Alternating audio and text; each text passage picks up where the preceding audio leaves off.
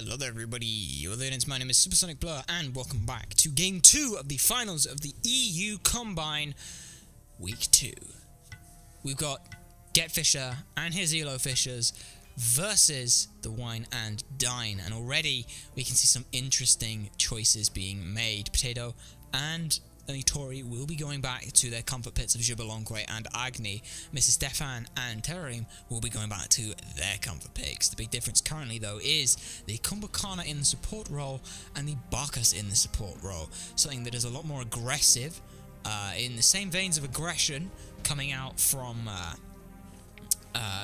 Kriyu. However, something much more defensive for Ice Silence, as they do manage to pick themselves up this Jing Wei. Unfortunately, I do not see what they have banned away. That's just the joys of spectators. It currently stands, which is not fun in the slightest. So Jing Wei has been picked. Now we're just looking for solo laners which can try to do something. I'm thinking anything that can deal with anti-heal and help try and deal with this early game, or try and either deal with this for mana or try and help deal with Isis. Camazot's something that can sit very nicely. Could see something that is interesting is you could try and look at running the Kerberos into the Vamana, the life or the anti-heal, the 40% anti-heal, not to mention the of which 20% is stolen as well, could be definitely very interesting to try and deal with Vamana, just kind of be as sustainy as he is, if that makes any sense. Not to mention as well though that the Camazot sustain, we know that eloFisher can play this. We saw how well he did when he got a lead on it. Question is though, is he going to be able to maintain that? Looking now for a jungler for Marcus to run back. I don't know whether or not his Thanatos was banned away from him, but we could look to see something with just as much early aggression. So things like the Ratatoska, if the Ravan is available, they could even try to go for that. Are we gonna see a Loki? Oh goodness. Are we gonna see a Loki? I think this is a meme pick, but no, we're not gonna see a Loki. We're looking more at his brother Thor. Semi-global range ultimates, nice long range poke, good CC setup, good CC chains to do with an Isis. Thor Isis is a very old combo that you can follow up very nicely on. It's a stun that follows a big stun with two big bits of damage that follow it up. Those two very interesting choices. Not sold on the Wheelish, but with a Bacchus and a Camazot's both looking to try and actually jump, this could be a very good way of trying to help make sure that they don't get the opportunity to get away or engage. Not the worst thing in the world, though. If Bacchus can survive being pulled in, you have kind of put him right where he wanted to be anyway. So, interesting choice, and they will lock in the Wheelish. So it is going to be a Wheelish Jingwei who can follow up with that very nicely. No way. I was going to say, no way is it going to be a Wheelish support. That would be insane. There's going to be Sixer on the... Oh, no. No. What? Oh, my God. Jesus Christ, eloFisher. You're fucking trolling the shit out of me right now. I'm just there thinking, no way is it Artio solo. They're putting Camazots in the jungle. This idea isn't it? Or they're putting Camazots in the solo lane, just trying to sustain him. And then Artio just comes in for the control, and it's like, nah. Sixer's going to be playing that. Six is going to be playing that, hopefully trying to deal a little bit better with the Vamana. I'm not 100% as to whether or not he's going to be able to. Early game should most certainly go in favour of the Vamana. And if he builds the exact same way he did before, I need to see the respect, understand of that happening. I need to see, like, Agni, third item Soul Reaver. I need to see if this Vamana goes with the exact same build that he's done before, I want to see a third item Soul Reaver. I don't care if it's still the same thing. He needs to get that online early if they have that issue. And the same with the Jibbalonque. I want to see a Devourer's Gauntlet Jibbalonque. Fuck Ecom. He's going to be on a Jingwei. You are not going to be able to poke him out and survive that. Play for the fucking late game. Build the Devos and deal with the lower mana pool. Like, you don't need to worry about it. Jibbalonque is still fine in the late game with mana, and if you're really that concerned about it late game, you can buy a Transcendence then when you sell your boots. Rest though, I mean, Potato has, from what I have seen, has played nothing but Agni all day. So I mean, the phrase is, if it ain't broke, don't fix it, but Problem with that is we've seen what happens if he gets behind. It's twice now we've seen these games where he's not been the sort of the hot spark that he's needed to be, and it's really suffered. It's suffered most importantly when eloFisher has also fallen behind. These two kind of the crux of the team, and everything has kind of been centralized around them. Like Sixer is just there to turn up in the late game after the team is already ahead. Kriyu and Bass. Bass was absolutely fantastic. I don't know whether or not Kriyu is Bass with a name change or Kriyu is someone different. Unfortunately, I'm not a huge knower of names, but Kriyu, he's played aggressively, but he was picked on, and honestly, rightly so. It's the other guy on the team. Let's just abuse him. So doing that was totally fine. I need to see more anti-heal. That's a fucking must. Like, the mana cannot be having that much anti-heal. You cannot be dealing with that much. I want Sixer to buy a fucking Pestilence. Like, I need that. The Barkus, though, does come with anti-heal as well, which is nice. That 40% or 50% anti-heal, I believe, on the Belch. So that is also good. And it's definitely a much more, I guess, it's a safer aggression coming out from the Barkus, given the fact that he'll just be able to start with his stun. Hopefully we don't see like we saw with the Grubby Powerhouse, where we see Barkus level his Chug level 1, but who knows? We'll see when we get into game.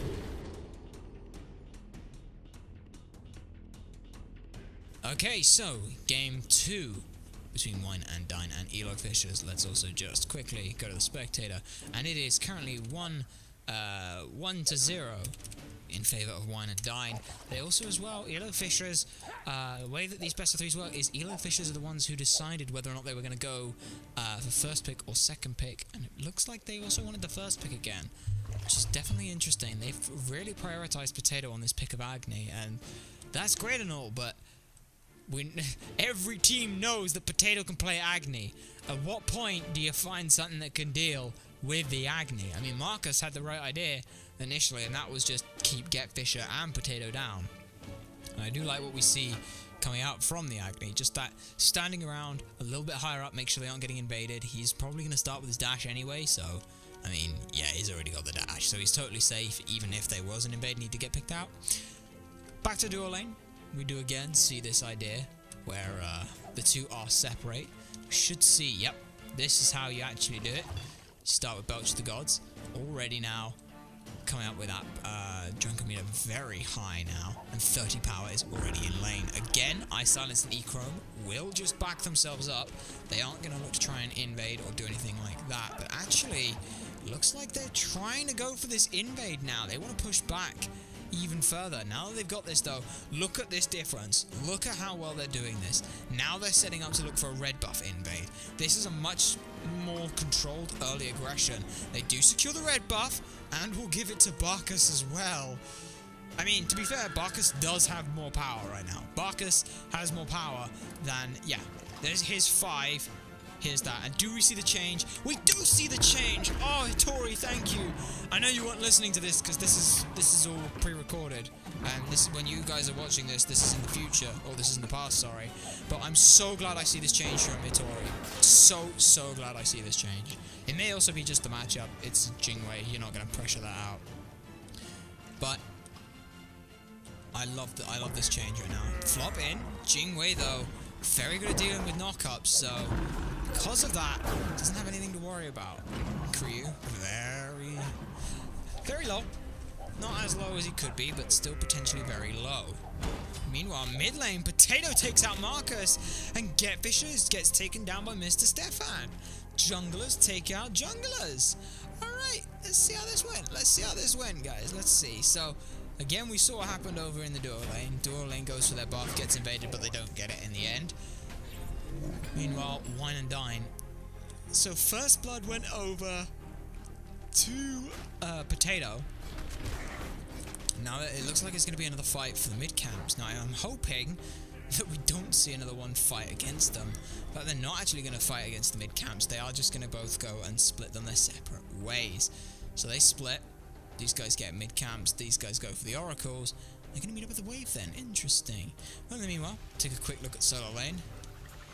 Yep, solo lane's doing its thing. Here's where we see what we see. So, Blink forward, very aggressive play. Very, very aggressive play from both sides there. The dash forward again. I think it was the dot and some minions or vampire bats from Getfish that was going to do it, but I did see First Blood did go the way of Potato here, and junglers have fallen, both of them. Now, it is important that they have traded it out like this, but I think it's more important for Mr. Stefan to have been able to keep up and get the kills. So him being able to still get a kill in response, they aren't going to get as much for the First Blood bounty of 500, but they are still going to get some amount of gold, which is very nice for them. Totem goes down. I think it's for favor of Orange team. Yeah, it's not showing up now. Spectator bugs, guys. This game is esports ready. But yeah, Stefan, he should have enough. If he's been playing this right, he's just shy of getting enough for Book of Souls. Oh, no, he's not. No, he's not. Dude, excuse me. I'm talking bollocks. He does have enough for Book of Thoth. And so he's already got that online, which is big for him. Getting that online as early as he has is very, very important. And so as a result, he can get that stacking and get that going ahead a hell of a lot faster. Wine and Dine, again, giving up pressure, just going for the buffs, and no invades potential this time around. It is warded, but there's no way that eloFishers can actually get here in time. The graph shows that it is only the tiniest of margins in lead of eloFishers, so already this is a somewhat better game than the first one. Solo lane, bit of a slap fight going on. The Mana losing the trade not so comfortably at this point. Sixer looking to try and be aggressive. You look at the way he's built this. He's built these Traveler shoes just to try and make sure he can match Terrarium's rotation, and also the Mage's Blessing. Now this Mage's Blessing will give him that a little bit of extra damage to really try and bully in this lane. That additional 10 damage, considering the fact that you have 4 abilities that can still hit him. That's still an extra 40 damage mid lane. Bit of poke going the way of Agni. Forced the beads. But there was no reason Marcus was level 4! You shouldn't be doing that! You shouldn't be beating when they don't have ult! Come on, Potato! You knew he wasn't 5! You could see him on the map, he wasn't 5! Oh, that is disastrous for eloFishers. Now mid lane is going to have to play back incredibly far. Blink forward! Getfisher gets caught in his zone, Potato's already back to base! Thankfully, no real damage ends up going his way, and he will just fall back. Solo lane again. Still a bit of a snooze fest, but we may as well talk about it. We can talk about the Guardian's Blessing. Notice how that Terrarium isn't really trying to clear currently. He's just happy letting this push up, mostly because he doesn't want to try and clear until he can actually get that gold per 5 started. He really wants that sooner rather than later, just because otherwise this Guardian's Blessing will not be worth it by the time he has sold it. The result, he is pushing his wave where it is. This also means as well that Marcus can make for a rotation onto Sixer, but it's still very difficult. It is, after all, it is an RTO, and considering Feather Step is where all of the damage is, that is going to get crippled out. So it's very difficult for Marcus on an to actually try and gank an RTO. Has to be almost instantaneous. Has to be like blink, knock up, ult, immediate Feather Step. Life tap, doing a good bit of work, but it's not much. Now though, Mana just trying to get a little bit in. He's not looking to try and clear the wave, but this does mean that Sixer is able to get a little bit more damage into this. Totem goes their way. Meanwhile, fight over the red buff ends up going in Wine and Die's favor. Again, Camazot's pushed very low. Kumba looking to try and find the last shot. Isn't good enough. Still at sleepy time passive anyway. Big damage from Potato, but Marcus is able to find it anyway. Will is now very, very low, but it doesn't matter. Potato can't find the meteor. So as a result, Marcus will slip away with the barest of HP. Mr. Stefan gets to keep fighting and farming.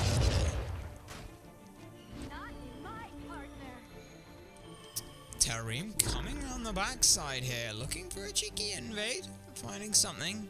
Well, nothing as it currently stands, but definitely looking for it. Oh, this could be interesting. There's no mana really on either one of these two. Audio is looking to just try and set them up, but forces the blink from Marcus. Very quick, just pure disengage. Says, you know, nah, I ain't risking that. There is no biscuit here. There's nothing for me to risk it for. So I'm just going to nope on out of there.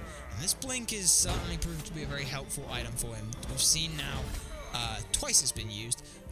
Once aggressively and once defensively, just trying to really emphasize that point. Dual lane real quick. Interesting again, we see this option where eChrome and Itori both have opted to go different ways. Itori looking to get his boots online first just to help with rotational power, and eChrome knows that he's a Jing Wei, so he doesn't give a shit about how slow he takes to rotate because he can just back the base and fly faster. Is opting to go for the Devourer's Gauntlets. This will be a little bit of a power swing in favor of eChrome in terms of in the lane, like boxing 1-for-1. So we see a big fight over in the jungle. Marcus and Getfish are already taken down. Lifetap doing some good work. But Marcus isn't, the Potato isn't able to follow it up. Big Spirit Ball hits one, but it's not now working. Sixer is starting to put some good damage in. Epic Uppercut comes down, goes into the sleepy time pass, and Mr. Stefan was down below, waiting for it. Sixer is already taken down. Barcus managed to pick up the Eye Silenced. Now it's all on whether or not Terrarium can follow anything. Good stun, and Potato will pick it up with the follow-up bomb. And all in all, a 3-for-2 favor in favor of eloFishers, and this is what I was talking about, as now we actually see a follow-up fight. Itori's going 2v1, forces the Aegis, but Marcus was already there, gets him with the Feather Step. This is what eloFishers do. They fight, and then they fight some more, and then they fight some more. And sometimes it works. They do now have a gold lead, technically, and other times it doesn't work. So, have to be careful. Good blink from Getfisher. Puts Mr. Stefan down, but is he going to be able to find any follow-up? Doesn't look like it. Devourer is good. Goes up for Bat Out of Hell as well. Might actually be able to turn this, because now they just walk straight over into Audio. Sprint is around. The cripple stops him from jumping. Getfisher picks up Marcus. 2 kills all the way, and 3 essence pools for which Camazotz can fully heal himself. This is huge for eloFishers right now, and Getfisher is back, and he's not looking any worse for wear than he was at the beginning of the last game, until, you know, he died a lot. But now he's not, which is good. Stefan, again, going for the Celestial Legion helm. It's a lot of power, and up to 90 physical protections, but Getfisher and Itori both do incredibly high and quick instances of damage, so as a result, those protections going from will go from 90 back down to 40 very, very quickly. I don't remember 100% if it procs off Crusher, but it might. Stefan gonna catch out the Agni. Dashes caught. Epic Uppercut on the underside as well. Rooted and booted in place. Clean pick there. Well, not clean. The Spirit Ball missed because Epic Uppercut happened, and now they're just looking to try and pressure it out. Crew around the backside. Feather stepped over the Belch. Goes for the ultimate to try and get away, but it was too early. Ends up eating the flop damage, and Getfisher takes Marcus down. The play was perfect. Oh, he's flopped. I'll ult him. But you missed. He was technically behind him, so wasn't able to pick it up. Meanwhile, Wine and Dine using this opportunity to just try and push a little bit of damage into the tower. Rooting on Audio. Dark Knights come out, and it's a disengage for Wine and Dine. Barker's flop off the mark, but combo's still very low. Does manage to get away with a throwback, so it's all good. But Stefan, without ult, really can't do much to try and hold here. Looks like eloFishers is going to try and push for a little bit something over on the right-hand side. Nothing is really up outside of the Pyromancer, but they still can't quite get it. And so the game has somewhat now stalled a little bit. Again, barely anything between these two teams right now. This is a very even game. So coming into the later stages of the game, I gotta give this to Wine and Dine. Terrarium, if Itori doesn't have a kin size online in like the next 7 minutes, this could be a big problem.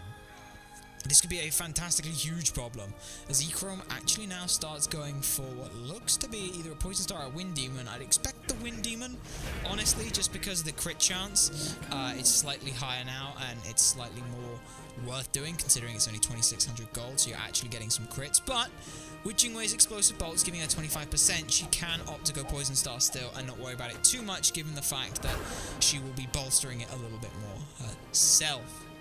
With the Poison Star, so it could be interesting. A level lead though between the two of them. Stack differential, differential. I'm just spewing words out my face now, but stack difference of around 43. Is it 53? No, it's 43. So big lead for the Jingwei. She's actually going to dash aggressively. It's 2 good autos in. Still looking for the third, and now he's just trying to push this under tower. Nice recognition, knowing that the rest of the team is like, hey guys, they're missing, but eloFishers coming around the backside to try and find it. Mid lane, big fights going on in the Barkers. He's getting taken a lot of damage. Stefan does manage to pick up the kill, but now it's little RDO on the backside of things. Epic Uppercut and Spirit Bomb both hit for good damage, and now Jingwei's still trying to get away. She will manage to get away, uses her Aegis. She's still getting chased down with it by eloFisher, gets caught by the Vampiric Bats. Can she turn it? No, she can't, unfortunately. Meanwhile, Marcus in the mid lane picks up, gets taken down by Potato. eloFishers now actually start turning this in their favor a little bit more. Ends up being what feels like a 2-for-1 trade. Spirit Bomb hits, gets caught by it. The damage is good. Ice Silence picks up Potato. Why are you chasing, guys? Why are we chasing this? I don't know why we're up here and chasing this. Spirit Ball hits audio. Oh, we want a red buff, do we? Yeah, it's not worth it now. What the fuck was that? What? Why? Potato gets hit by Spirit Ball, put down to 10% HP, goes, I can beat this, and dashes aggressively. They knew Ice Silence was up there. They knew that Mr. Stefan was up there. There was absolutely no reason to go that way. That was downright stupid, dumb, and not something that you do. I don't care at that point. They just threw their lead. 100%. Lead gone over a red buff. No. That is not worth it. This is what I was saying that eloFishers keep doing. They keep trying to fight and keep trying to fight and go, don't worry guys, doesn't matter if it's a bad fight, we will win it. They don't always win it. Even when it is a bad fight or a good fight, they don't always win it. And because of that, when they fought against Wine and Dine, because of this situation they found themselves in, they have not been able to hold a lead anything more than 800 gold now? Alright, just over 1,000. Marcus taking a bit of poke, not a huge amount. Marcus now dropped, flopping away. Epic Uppercut is off the mark, but Marcus gets pulled back. No respect for the gravity surge. Stefan picks that one up with Circle of Protection. Now tear him round the backside. See if he can do anything. They could set up for a Gold Fury if they felt like it, but without having those ultimates available to them, that's a lot of ults that they kind of really wanted. They do still have E-Chrome, who again, a little bit of damage right now. They are setting up for it by the looks of it. And it doesn't look like eloFishers are really going to be able to do much. Sixer is here, blinks forward, 3-man stun. The bombs are good, but Wine and Dine just leash it. Now Terrim on the front side of things doing a lot of damage. Marcus blinks into the back line. Agni pushed very low. Ecrom takes out Sixer, but Potato takes out Marcus. Now it's all on to whether or not they can get away from this. eloFisher pushed low. Blink forward. Puts him in combat. He can't blink. Doesn't even have it up anyway.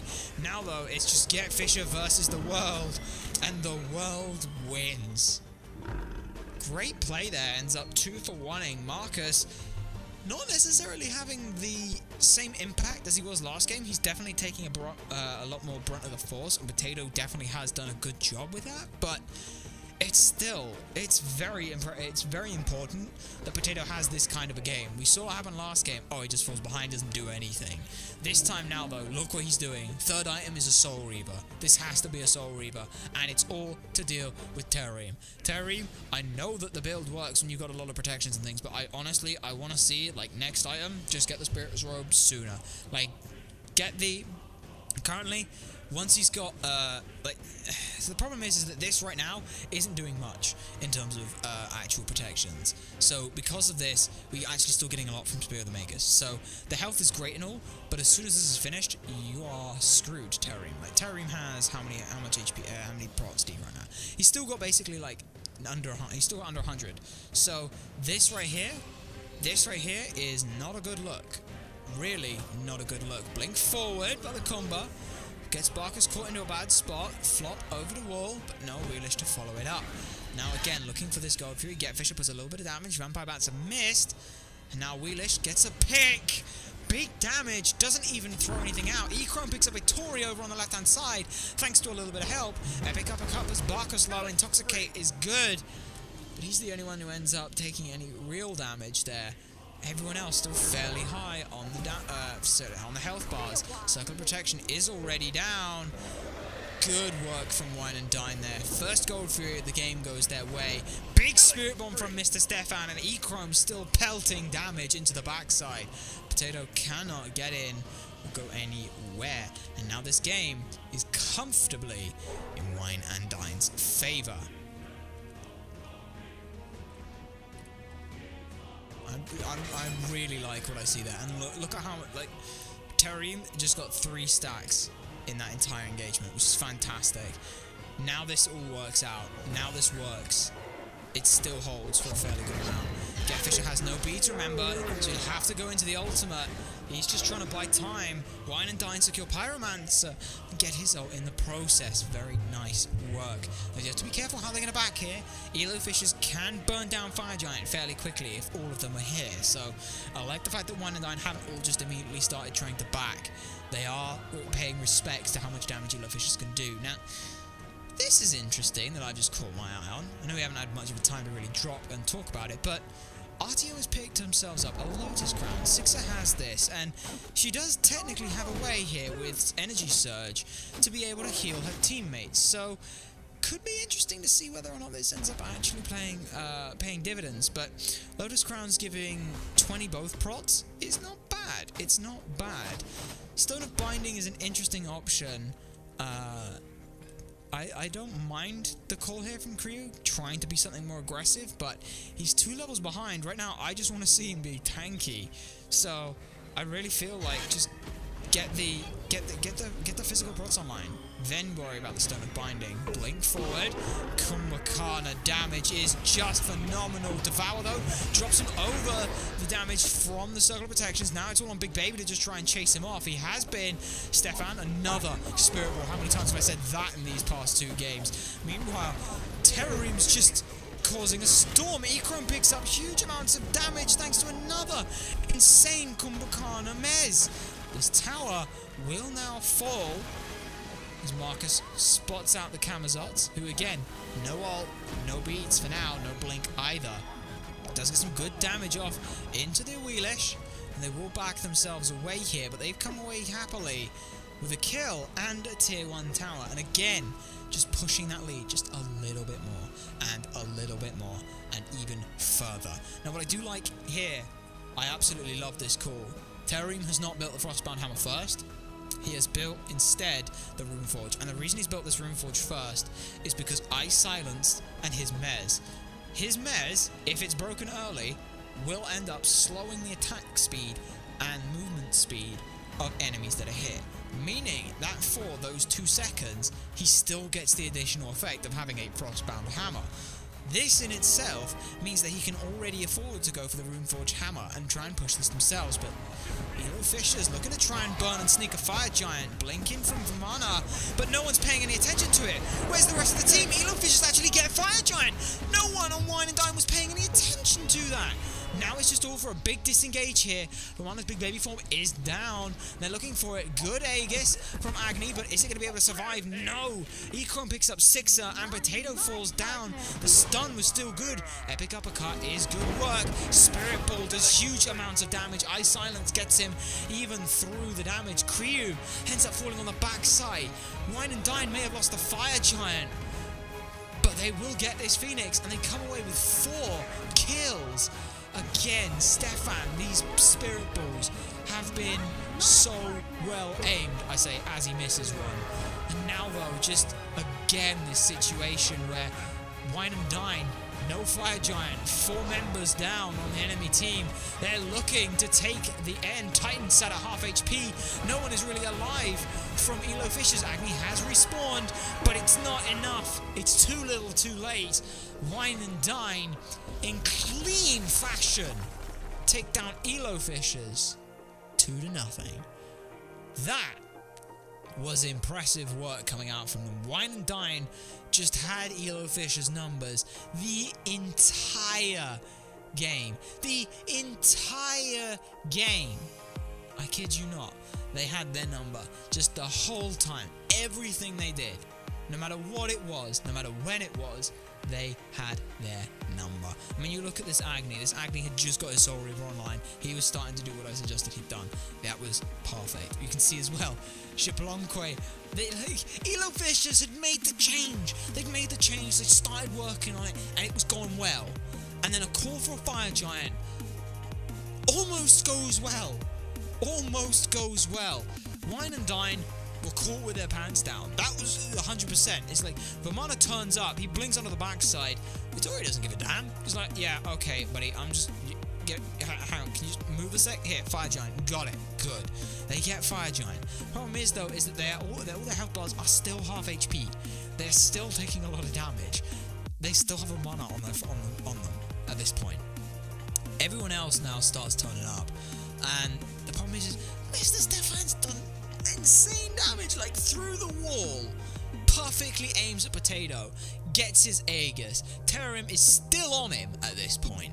So he's just able to knock him up and kick him out of the game at that point. Everyone else has started splitting up and taking a load of damage. Ecrone picks up Sixer, who's now trying to bail everyone else out. So Vamana is keeping the backline from basing. Sixer's already dead at this point. It's just absolutely insane work.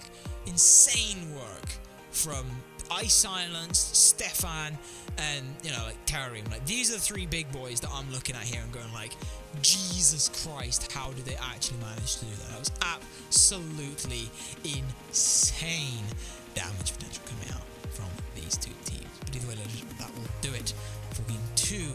I do believe this is still a best of 3. So if this is a best of 3, then that will do it.